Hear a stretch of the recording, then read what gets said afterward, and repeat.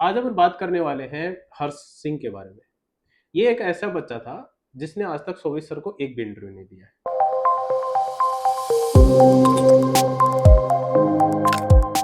Hello, welcome to life X. आज अपन बात करने वाले हैं हर्ष सिंह के बारे में। ये एक ऐसा बच्चा था जिसने आज तक शोभित सर को एक भी इंटरव्यू नहीं दिया है। इसने सारे इंटरव्यू अक्षत को दिए। तो हर्ष, आप अपने बारे में कुछ बताएं। Yes sir. मेरा नाम हर्ष सिंह है। मैं यस। आजमगढ़ से आता हूँ, जो कि उत्तर प्रदेश का एक स्टेट है।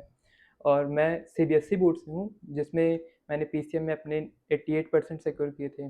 और मेरे पापा का नाम बलवंत सिंह है, जो कि फार्मर हैं। और मैं अभी इसमें एंग्लो से स्पॉन्सर्ड हुआ हूँ। मेरा इंटरव्यू लास्ट था 2 ऑफ जून ओके। को। आप ये बताओ कि आपने जब भी प्रिपरेशन की थी तो उसमें प्रॉब्लम्स क्या आई थी आपको? जैसे कोई बच्चा 12th करता है, उसके बाद क्या प्रॉब्लम फेस करता है, जैसे आपने क्या प्रॉब्लम फेस की थी 12th के बाद? स्टार्टिंग में सबसे पहले हम लोग तो ये नहीं पता होता है कि आईएमसीटी एग्ज़ाम के लिए एक क्या प्रॉपर सब्जेक्ट, मतलब क्या प्रॉपर सिलेबस हम लोग को पढ़ना चाहिए।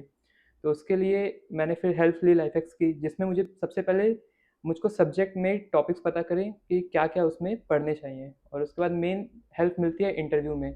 मैं यहाँ आने से पहले सिर्फ मॉक इंटरव्यू देखता था, और उसमें मुझको लगता था कि मैं कब ऐसे बोल पाऊँगा या कर पाऊँगा, क्योंकि मुझको ऐसा, मैं एक इंट्रोवर्ट टाइप का पर्सन हूँ, जिसमें मुझे सामने वाले से बोलने में थोड़ा झिझक हाँ, होगी। हाँ।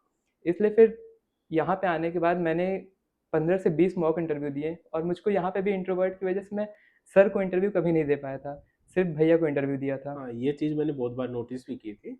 लेकिन अक्षत बोल रहा था कि बच्चा अच्छा कर रहा है, वो ठीक है, अच्छा कर रहा है तो अभी उसको आगे बढ़ने दो। नेक्स्ट क्वेश्चन मेरा ये है कि आपने लाइफ हैक्स ही क्यों चूज़ किया? जैसे मार्केट में देखिए बहुत सारी कोचिंग है। ऐसी क्या चीज़ थी जो आपको लाइफ हैक्स की ओर अट्रैक्ट कर रही थी? सर मेन थिंग मुझे लाइफ एक्स की तरफ अट्रैक्ट की। जैसे शोभित सर जिस तरह से बच्चों से कनेक्ट करते हैं, और उनका एक्सप्लेन करने का तरीका। साथ ही में जब मैं स्टार्टिंग में सर्च कर रहा था कोचिंग के लिए, तो लाइफ एक्स में मुझे मिला कि यहाँ का एटमॉस्फेयर काफ़ी अच्छा था। बच्चे यहाँ पे सर से सीखेंगे, और साथ ही में जो बच्चे साथ में रहते हैं उनसे भी सीखने का मौका मिलता है। तो इसलिए ज़्यादातर मैंने लाइफ एक्स चूज़ की। नेक्स्ट मैं ये पूछना चाहूँगा, आपने प्रिपरेशन कैसे की थी? जैसे एक एंग्लो बहुत से बच्चे हैं जिनका भी इंटरव्यू है, होगा भी। तो वो यही जानना चाहेंगे आपने कैसे प्रिपरेशन किया एंग्लो की, कैसे प्रिपरेशन किया एमयूसीटी, दोनों को कैसे बैलेंस किया, कैसे टाइम दिया?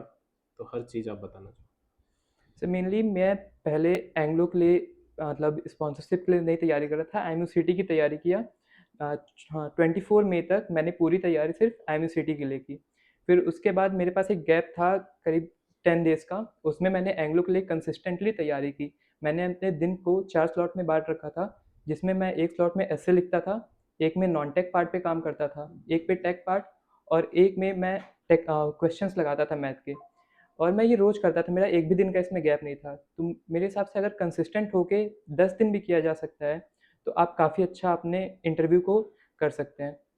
ओके। आपने लगभग जैसे अक्षत को आपने इंटरव्यू दिए तो लगभग कितने इंटरव्यू दिए होंगे? क्योंकि एक बच्चा जब भी तैयारी करता है तो उसको पता होना चाहिए मिनिमम इंटरव्यू कितने दो, ताकि आप में कोई हेजिटेशन वगैरह ना रहे। सर मैंने लगभग 15 से 20 इंटरव्यू अक्षत भैया को दिए हैं। हाँ, 15 से 20 तो मिनिमम होते हैं, वो आपको देने चाहिए। और उसमें भी कई इंटरव्यू ऐसे होते थे, जैसे मैंने 3-4 इंटरव्यू दिए, उसके बाद 5वां इंटरव्यू मेरी नर्वसनेस की वजह से, या फिर नॉन टेक में कुछ ऐसा भैया का क्रॉस आता था जिसपे मैं नहीं सही कर पाता था। तो उसके बाद मैं उस दिन उस पार्ट पे मेजरली ध्यान देता था और उसको सही करता था। ओके। चलो, नेक्स्ट मैं ये पूछना चाहूंगा कि आपको ऐसा कोई पॉइंट मिला था या ऐसा कोई लाइफ में पॉइंट आया जिसमें आपको लगा हो कि आप मर्चेंट नेवी में नहीं जा सकते? सर सबसे पहली कंपनी जिसमें मैंने अप्लाई किया फ्लीट मैनेजमेंट के लिए, ओके। उसका एग्ज़ाम हुआ 12 अप्रैल को। और मैं उसके रिटन एग्ज़ाम में क्वालिफाई नहीं कर पाया। एज़ मुझे ये लगा कि मैं अगर इसका रिटन एग्ज़ाम नहीं क्वालिफाई कर पा रहा हूँ, तो शायद बाकी कंपनियों में भी नहीं कर पाऊँगा। और उसकी वजह से मैं 3-4 दिन तक काफ़ी डीमोटिवेटेड था। लेकिन फिर आईएमसीटी भी उसके 12 दिन बाद ही था। तो फिर मैंने उस पे से ध्यान हटा के पहले आईएमसीटी पे ध्यान दिया, उसकी प्रिपरेशन की। और फिर उसके बाद जब मेरा एंग्लो का इंटरव्यू था, पूरा ध्यान एक स्पेसिफिक कंपनी के ऊपर देके मैंने एंग्लो में स्पॉन्सरशिप ले ली। ओके। तो ये चीज़ बहुत अच्छी है, सीखने वाली है कि आपको कुछ नहीं मिल रहा तो क्या पता उससे भी अच्छा आपका वेट कर रहा हो। तो बेसिकली आगे बढ़ना चाहिए और अपनी प्रिपरेशन खराब ना करें।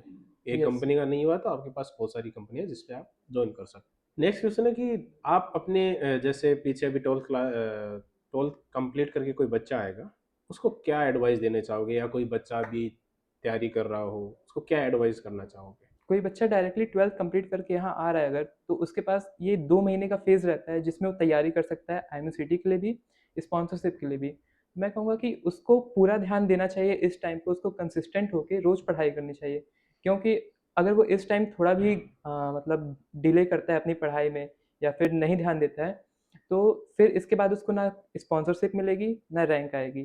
तो फिर उसको 1 साल और प्रिपेयर करना पड़ेगा अगर रैंक नहीं आती है तो। और रैंक आ जाती है तो फ़ेब में ट्राई कर सकता है, लेकिन फिर भी वो 6 महीने का मतलब डिले हो जाता है उसके कॉलेज स्टार्ट हुँ। होने में।